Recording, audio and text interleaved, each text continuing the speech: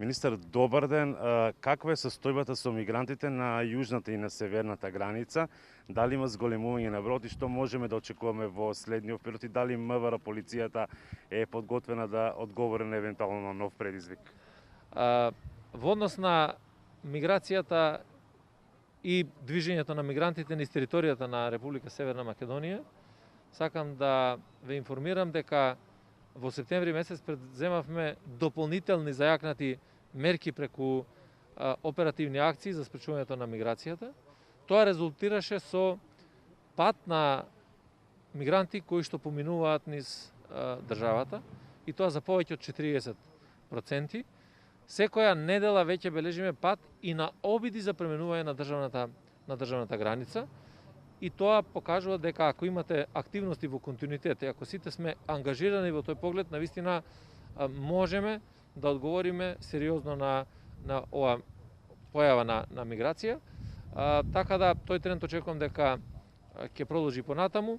Имаме сериозни капацитети, имаме стручни, образовани, компетентни кадри кои што се занимаваат со оваа област. При тоа сакам да известам дека за овие 2 месеци се разбиени 2 криминални групи кои што учествуваа во криумчарење на мигранти. Министер, дел од граѓанските активисти кои се занимаваат со оваа проблематика велат дека главен проблем е регуларното движење на мигрантите. Тие не се регистрирани никаде во системот на државата и поради тоа се соочуваат со потребата да нели бараат и да се жртви на криумчари. Дори велат во оваа ситуација со COVID-19 не можат ниту да се тестираат. Што се размислува во таа насока? Дали можеби сите оние кои што ирегуларно ја поминуваат државата или да им се овозможи барем одреден временски период да може да бидат внесени во системот на државата? Не, значи систем во државата постои за регистрација. Има законска можност за поминување низ територијата во рок од 72 часа. Тоа го овозможивме преку измени на законот уште во 2015 година. Проблемот е што ниту една од државите во соседството нема можност да ги пропушти, бидејќи е затворена така наречената западно-балканска рута. И затоа повеќе мигранти прибегнуваат кон криумчарење, затоа што ако се регистрираат во системот на државата и треба за 72 часи да не пуштат Република Северна Македонија, тие тоа нема да можат да го сторат. И затоа се зголемува обидот за криумчарење на мигранти. Меѓутоа, преку јакнењето на капацитетите, на силите, на енергијата која што ја вложуваат полициските службеници, навистина направивме оваа наша зона или рута на поминување да биде неатрактивна. За тоа сведочат и заклучоците кои што се разгледуваат во европските земји, дека навистина поради зголемената контрола се повеќе мигранти избегнуваат да поминуваат преку територијата на Северна Македонија. И за нас тоа е многу важно. Спроведувате проект заедно со амбасадата на САД за поставување на камери на униформите на полициските службеници. Што значи тоа и што ќе биде, од каква корист ќе биде и за сообраќајот, за безбедноста, па и за самите граѓани? Ние направивме еден таков пилот проект заедно со американската амбасада, со поддршка на американската влада преку целосна донација на такви боди камери, прво за така наречена автопатска полиција или за мобилната единица за безбедност на патниот сообраќај. Таа функционира од 2016 година. Сега веќе правиме имплементација за сите полициски станици за безбедност на сообраќајот на патиштата во сите сектори за внатрешни работи. Веќе се инсталирани во Тетово, во Куманово, во Скопје и така натаму.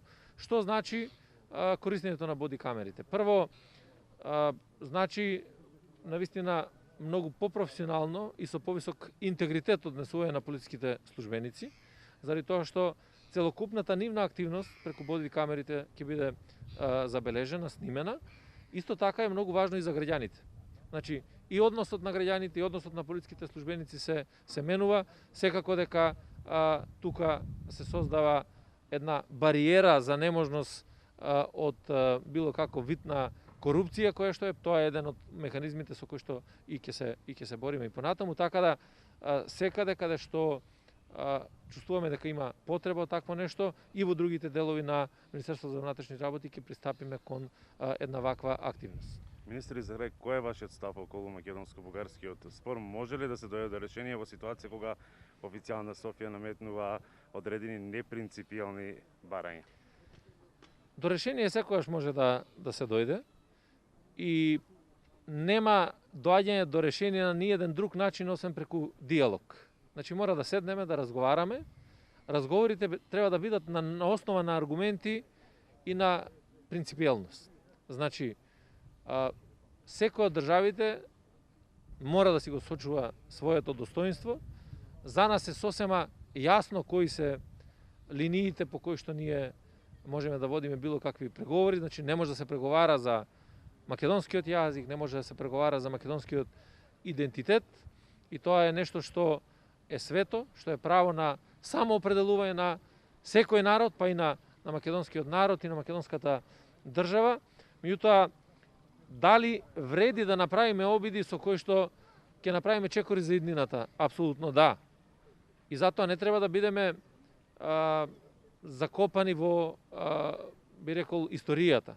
И постојано да гледаме ретроградно кон историските факти. Историјата треба да ја оставиме на историчарите. Тие да ги утврдат историските факти, затоа што историските факти не може да бидат променети. Тие се такви какви што се случиле во одредено време. Меѓутоа, историјата не може да биде основа за отворање на перспективите на граѓаните, на иднината на државата. Напротив, треба преку една јасна визија, преку политики кои што значат отворање на перспективи за граѓаните, да продолжиме преку диалог да го надминеме и овој проблем. Јас апсолутно сум оптимист дека можеме на една принципиелна основа преку отворен, искрен диалог да го надминеме ова прашање и да продолжи Република Северна Македонија кон евроинтеграцијата. Благодарам за разговорот, Глас на Америка. Благодарам и на вас.